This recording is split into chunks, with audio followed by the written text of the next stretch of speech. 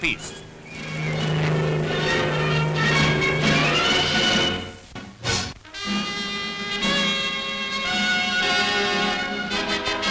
This was one of the pre-surrender scenes off the coast of Japan, a part of the powerful Anglo-American fleet steaming in towards Sagami Bay.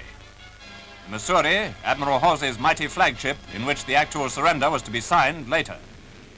Admiral Halsey himself pays a visit to the British flagship.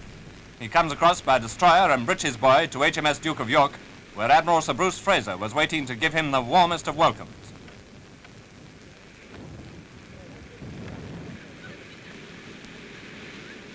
No wonder they were feeling good, for they and the seamen they led had already given the Japs a fearful thrashing before the atom bombs finished them off.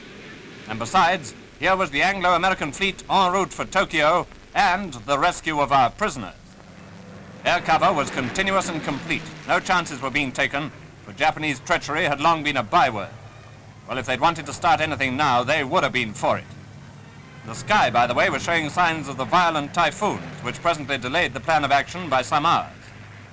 And now a Japanese pilot comes aboard Duke of York, bringing charts and full information about minefields and so on. They were taking no chances with him either. They searched him at once.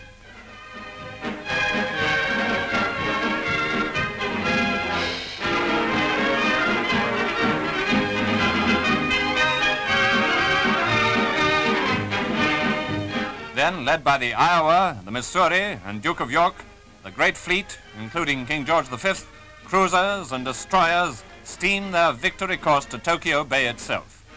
This was the moment for the British and American navies. Pearl Harbor and Singapore, Prince of Wales and Repulse. If the Japanese didn't know then what kind of a people we are, they certainly knew now. Yes, it was a moment of pride and triumph as the fleet anchored in Tokyo Bay, but yet the uppermost thought in every ship was the rescue of comrades ashore.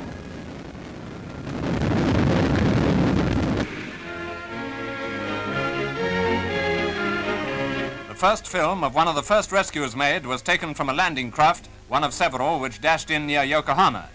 Here the waterfront showed little signs of bombing, but behind those buildings, they say, the town had been flattened and work paralyzed. And that's the signal the prisoners had painted on a large mill. As the landing craft came in, the prisoners came running and dancing out onto the jetty. All of them had been captive for some 3 years, mostly British soldiers from Hong Kong, also a number of sailors, some Americans and a few Italians. They were nearly all in American uniforms, which had recently been dropped by parachute. They weren't in bad shape, considering everything. These were their quarters, in a ramshackle, tumble-down building, crude and comfortless. All the same, a good deal better than some places they'd been in, they said.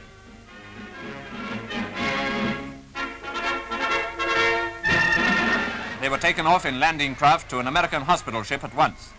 This was before occupation troops had landed in Japan.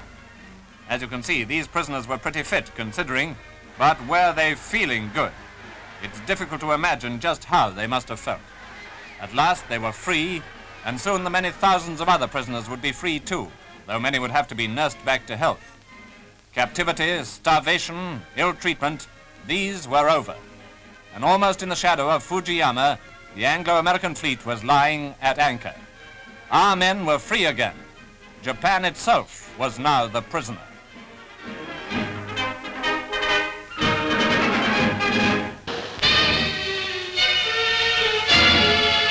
This was Okinawa.